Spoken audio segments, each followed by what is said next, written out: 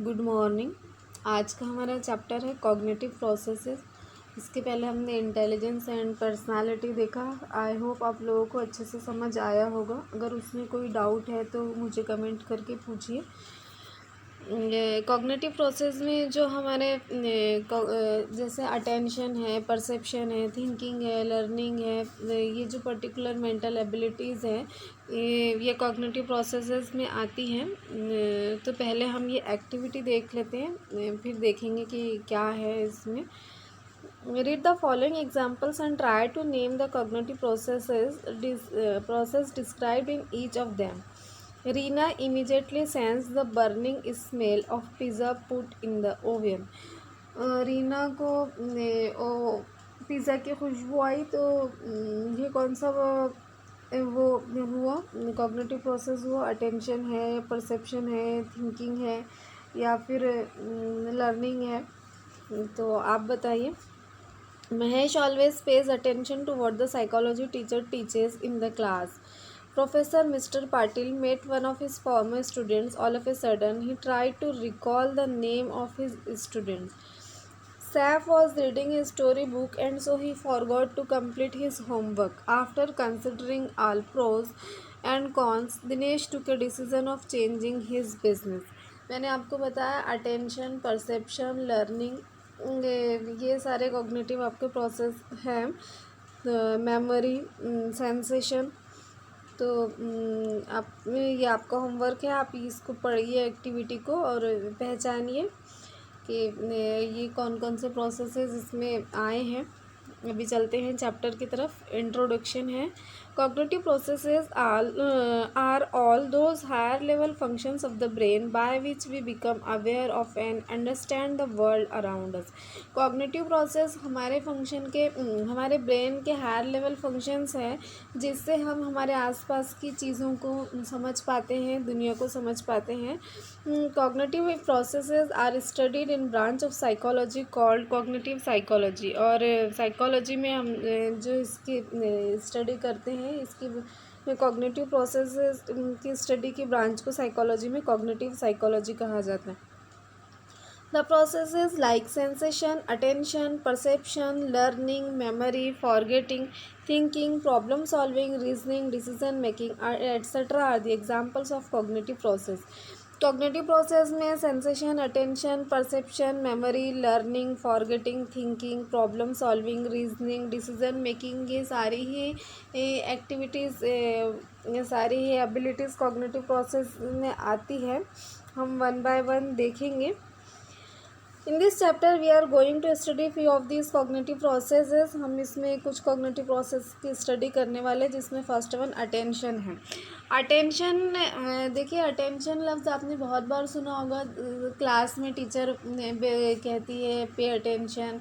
आप railway station पे सुनते होंगे अटेंशन प्लीज़। तो अटेंशन का आप उससे क्या समझ पाते हैं कि एक्चुअली अटेंशन क्या होता है। We continuously sense many stimuli from our surroundings through our sense organs. However, we do not become aware of all of them at one particular time. We focus and become aware of only few stimuli from them. Therefore, attention is considered as a selective process. इसको underline कीजिए selective process को। देखिए हमारे जो sense organs को continuous stimuli मिलते रहते हैं। कंटिन्यूसली हम हमारे पास में लोड ऑफ इंफॉर्मेशन आती है। बहुत सारी चीज़ें, कहीं से आवाज़ आ रही है, कहीं से स्मेल आ रही है, कुछ चीज़ें हमारे दिमाग में चल रही है, कुछ हम याद करने की कोशिश कर रहे हैं कंटिन्यू बहुत सारे सेंस हमारे बहुत सारे स्टिमुलाई हमारे सेंसेस को रिसीव हो रहे हैं।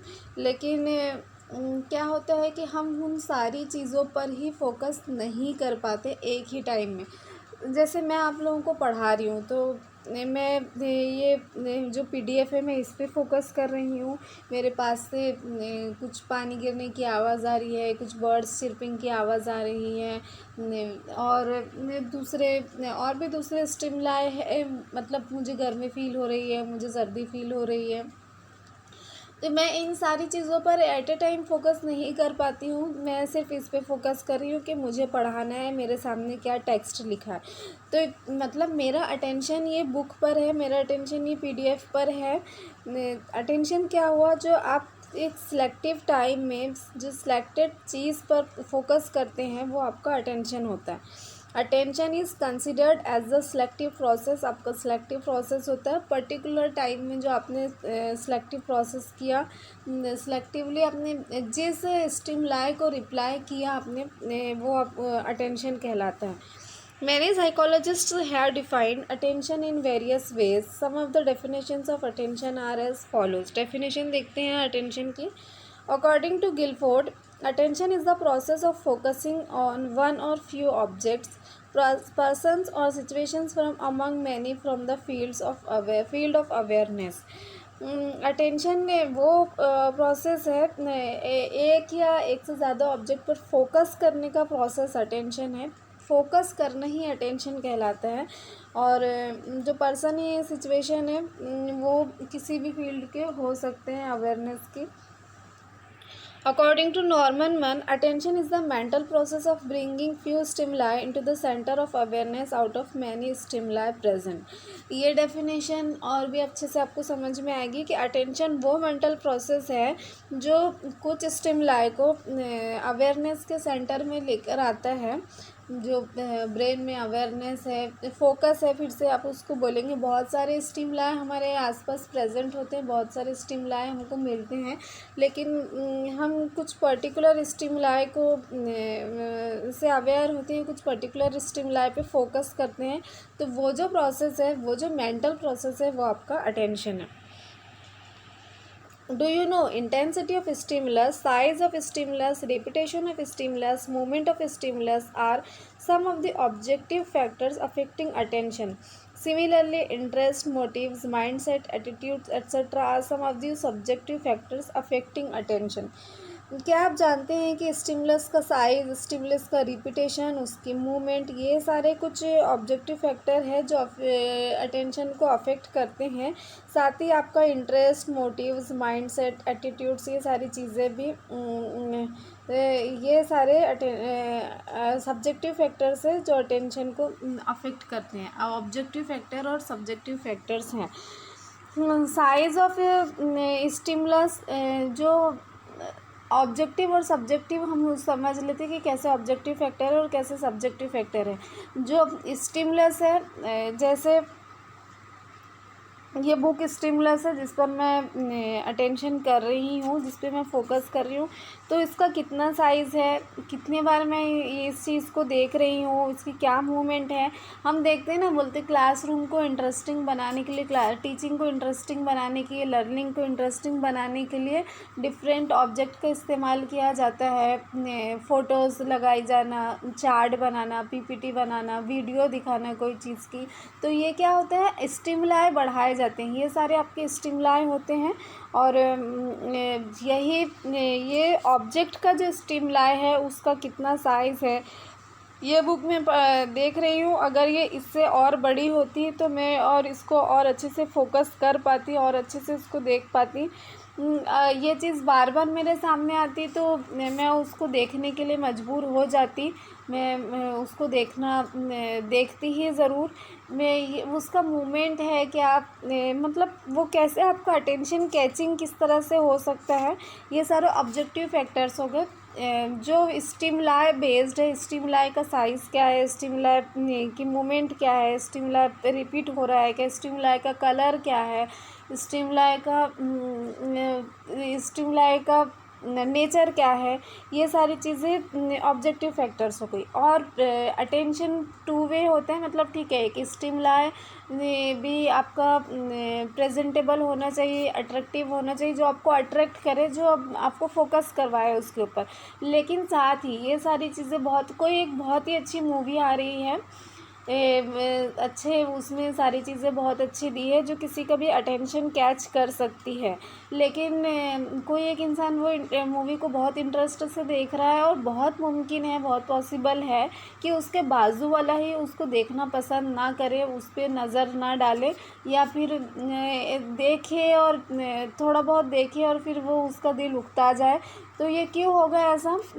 मूवी तो बहुत अच्छी है, उसमें सारी चीज़ें काफ़ी प्रेजेंटेबल है, कलर्स अच्छे हैं, सॉन्ग अच्छे हैं, डायलॉग्स अच्छे हैं, ब्यूटीफुल है, जो वीडियोग्राफी है वो अच्छी, एवरीथिंग इज़ गुड देयर। लेकिन उसके बावजूद एक इंसान उसको देख रहा है अच्छे से और एक इंसान उसको नहीं देख रहा है अच्छे से। तो जो नहीं देख रहा है क्यों? क्योंकि उसको उसमें इंटरेस्ट नहीं आ रहा है, उसको कोई मोटिवेशन नहीं है वो देखने के लिए, ऐसी कोई उसके दिल में ख्वाहिश नहीं है, उसका माइंडसेट नहीं है वो चीज़ देखने के लिए, वो उस चीज़ को पसंद नहीं करता है, उसका एटीट्यूड नहीं है, उसको फिल्में देखना पसंद नहीं है, उसको मूवीज़ देखना पसंद नहीं है। जबकि जो दूसरा इंसान है जो उसको बहुत शौक से देख रहा है, तो उसका इंटरेस्ट है उसमें, उसका एटीट्यूड है वो देखने का, इसलिए वो देख रहा है। तो ये सारी चीज़ें हो गई सब्जेक्टिव फैक्टर्स। आपका जो स्टिमुलस था, जो मूवी का कलर था, मूवी के गाने थे, मूवी की साउंड थी, मूवी की वीडियोग्राफी थी, वो सारी चीज़ें सब्जेक्टिव फैक्टर्स हो गई। और देखने वाले का इंटरेस्ट, देखने वाले का एटीट्यूड, देखने वाले का माइंडसेट, ये सब्जेक्टिव फैक्टर्स हो गए। तो अभी आप ऑब्जेक्टिव और सब्जेक्टिव में डिफरेंस अच्छे से समझ गए होंगे। ऑब्जेक्ट के लिए ऑब्जेक्टिव फैक्टर यानी स्टिमुलाई रिलेटेड फैक्टर्स ऑब्जेक्टिव हो गए, और subject related, person related factors subjective हो गए। अभी एस्पेक्ट्स ऑफ अटेंशन क्या क्या हैं? इसमें सबसे पहले तो स्पैन ऑफ अटेंशन है कि अटेंशन का स्पैन कितनी देर तक के रहता है, आप कितने टाइम तक की कोई चीज़ को अटेंटिव हो सकते हो, मतलब एक मर्तबा में आप कितनी देर तक के अटेंटिव रह सकते, किसी चीज़ के लिए, किसी चीज़ को कितना फोकस कर सकते हो। Span of attention can be described as the total number of stimuli that we can become clearly aware of in a single glance. मतलब स्पैन ऑफ अटेंशन क्या होता है? टोटल नंबर ऑफ स्टिमुलाई, कितने stimuli को आप एक ही बार में, single glans में, एक ही नज़र में अटेंशन दे सकते हैं, फोकस कर सकते हैं। Our span of attention is very limited. हमारा जो स्पैन ऑफ अटेंशन है वो बहुत ही लिमिटेड होता है। हम एक साथ, हमारे पास में लोड ऑफ इंफॉर्मेशन है, बहुत सारे स्टिमुलाई कंटिन्यूसली हमारा ब्रेन रिसीव करता रहता है, लेकिन हम उन सारी चीज़ों पे फोकस नहीं कर सकते पर्टिकुलर टाइम में, सिलेक्टेड टाइम में। हमने स्टार्टिंग में अटेंशन की डेफिनेशन ही वो देखी कि वो सिलेक्टिव प्रोसेस है। पर्टिकुलर टाइम में आप जिन पर्टिकुलर स्टिमुलाई को फोकस कर रहे हैं वो आपका अटेंशन है। तो इन्होंने यही बताया स्पैन ऑफ अटेंशन में कि आप कितने स्टिमुलाई को एट सिंगल ग्लैंस में देख सकते हो, और ये काफ़ी लिमिटेड है। 7 से 8 डिजिट्स या 7 से 8 अल्फ़ाबेट्स पर मुश्तमिल है ये। For a normal adult the span of attention varies between 7 to 8 digits और अल्फ़ाबेट्स। एक नॉर्मल एडल्ट के लिए स्पैन ऑफ अटेंशन 7 से 8 डिजिट या 7 से 8 अल्फ़ाबेट्स का होता है। This is the reason why digits in postal pin code or vehicle numbers are never more than this limit of 7 to 8 digits. आप एक बार, यही रीज़न है कि गाड़ियों के और पोस्टल पिन कोड के नंबर 7 से 8 डिजिट से ज़्यादा के नहीं होते हैं। मतलब आप एक ही ग्लैंस में इन सारी चीज़ों को, ये सारे डिजिट्स को आप एक ग्लैंस में फोकस कर सकते हो, एक ग्लैंस में आप अटेंशन दे सकते हो 7 से 8 डिजिट का। उससे ज़्यादा अगर आपके पास में 12-15 नंबर लिखे हैं तो आप वो सारे नंबर को एक साथ नहीं समझ पाते, एक साथ आप उसके पे और अटेंशन नहीं दे सकते। लेकिन 7 से 8 डिजिट्स या 7 से 8 अल्फ़ाबेट्स है तो आप एक ही साथ, एक ही ग्लैंस में आप उन नंबर्स को समझ पाते हैं, उन अल्फ़ाबेट्स को समझ पाते हैं। ये आपका स्पैन ऑफ अटेंशन उतना ही होता है। द फैक्टर्स, ये एक नॉर्मल एडल्ट के लिए है। साथ ही the factors like age, intelligence, practice, experience, habits etcetera are may affect the span of attention. साथ ही आपकी एज, आपका इंटेलिजेंस, आपकी कितनी प्रैक्टिस है किसी चीज़ के पर अटेंशन देने की, आपका एक्सपीरियंस, आपकी हैबिट्स, ये सारी चीज़ें स्पैन ऑफ अटेंशन को अफेक्ट करती हैं। For example, due to practice the span of attention of a telephone operator or a typist may be greater than that of an ordinary individual. मिसाल के तौर पे एक टेलीफोन ऑपरेटर का या टाइपिस्ट का स्पैन ऑफ अटेंशन एक normal इंसान से ज़्यादा हो सकता है, एक नॉर्मल इंडिविजुअल से ज़्यादा हो सकता है, क्योंकि उनका काम ही वही है नंबर्स देखना, अल्फ़ाबेट्स देखना। तो वो उनकी प्रैक्टिस होती है, उनको हैबिट हो जाती है उस चीज़ की, इसलिए वो इससे ज़्यादा एक नॉर्मल एडल्ट से ज़्यादा, एक नॉर्मल पर्सन से ज़्यादा फोकस कर सकते हैं, ज़्यादा नंबर्स पर या ज़्यादा डिजिट पर अटेंशन दे सकते हैं। तो डिस्ट्रैक्ट ऑफ अटेंशन हम नेक्स्ट वीडियो में देखेंगे। Have a good day.